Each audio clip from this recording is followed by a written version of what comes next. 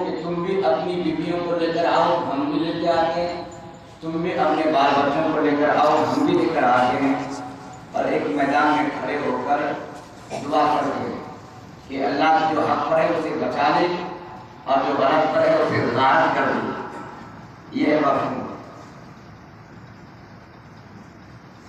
جب یہ بات ہوئی میرے آقا نے عیسائیوں سے کہہ دیا کہ چلو مباہلہ کرتے ہیں، تو وہ لوگ بولے کہ کام کیجیے، آج تو سڈنلی نہیں آئیں گے، پہلے ہم لوگ مشورہ کرتے ہیں، اس کے بعد آپ کو بتائیں۔ عیسائیوں کا ایک پادری تھا، اس کا نام تھا عاقب، نام تھا عاقب۔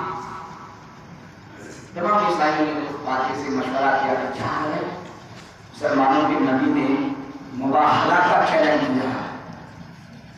تو اس پادری نے کہا تم لوگ جانتے ہو نا کہ وہ سچے نبی ہیں، سبحان اللہ بولیے۔ عیسائیوں کو معلوم ہے، پادری، عیسائیوں کا پادری، دھرم گرو اپنے عیسائی لوگوں سے کہتا ہے تم لوگ جانتے ہو نا وہ سچے نبی ہیں، اگر اپنا مذہب بچا کے زمین میں رکھنا چاہتے ہو تو منہ بند کر کے دھیرے دھیرے اپنے گھر جاؤ، ان سے نہ مناظرہ کرنا نہ مباہلہ کرنا، جو بھی کرو گے تباہ برباد ہو جاؤ۔ لیکن بعد میں یہ کہہ پایا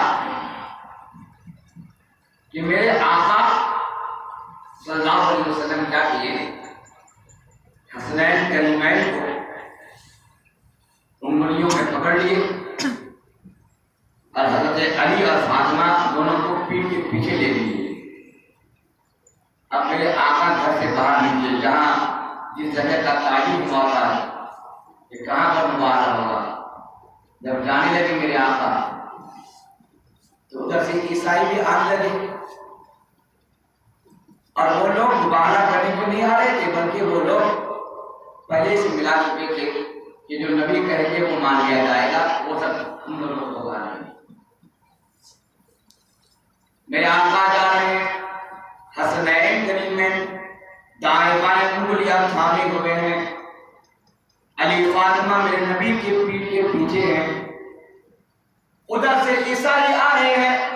آقا پادری نے جب میرے نبی کا رخ زیبا دیکھا اور دونوں حسنین کریمین کا خوبصورت منمونا چہرہ دیکھا تو اپنے عیسائیوں سے کہا کہ جلدی جلدی یہاں سے بھاگ چلو، اس لیے کہ میں نے ایسے لوگوں کے چہروں کو دیکھا ہے، اگر یہ لوگ خدا سے یہ دعا کریں مولا اس پہاڑ کو یہاں سے ہٹا دے تو ان کے ہاتھ نیچے نہیں آئیں گے، اللہ ان کی دعا کو قبول کر کے پہاڑ کو اس جگہ سے ہٹا دے گا۔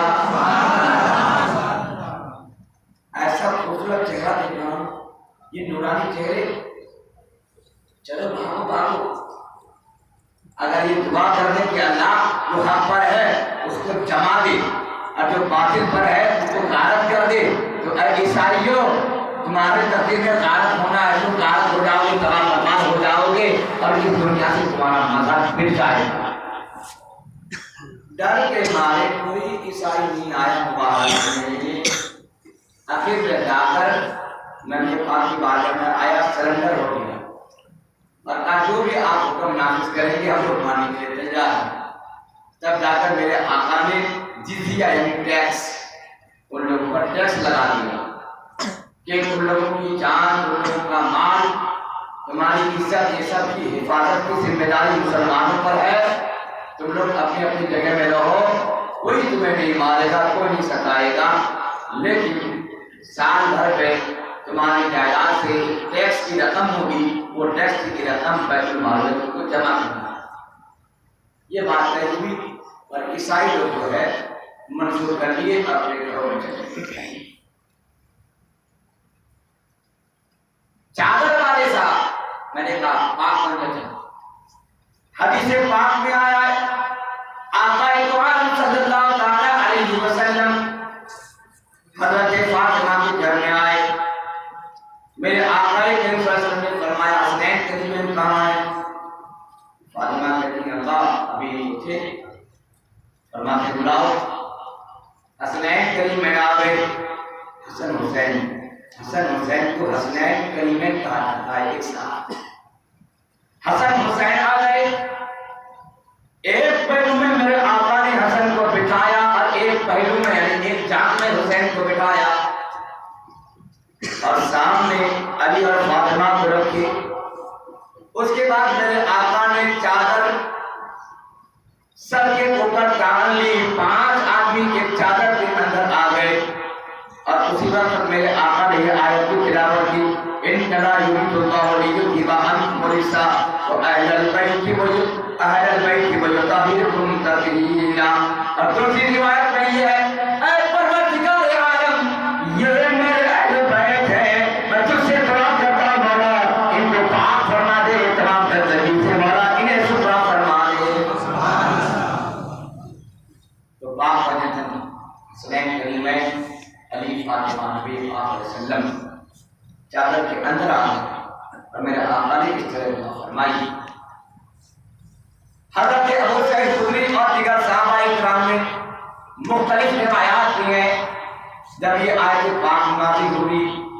ابن عباس کہتے ہیں جو تمام مفسروں کے سردار ہیں، عبداللہ ابن عباس ان کا نام، وہ کہتے ہیں جب یہ آیت پاک نازل ہوئی تو 7 ماہ لگاتار ہمارے نبی فجر کی نماز کے وقت حضرت فاطمہ کے گھر میں جاتے اور میرے آقا کہتے السلام علیکم ورحمۃ اللہ،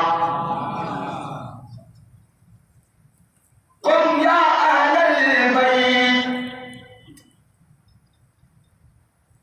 اے اہل بیت اٹھو نماز پڑھنے چلو.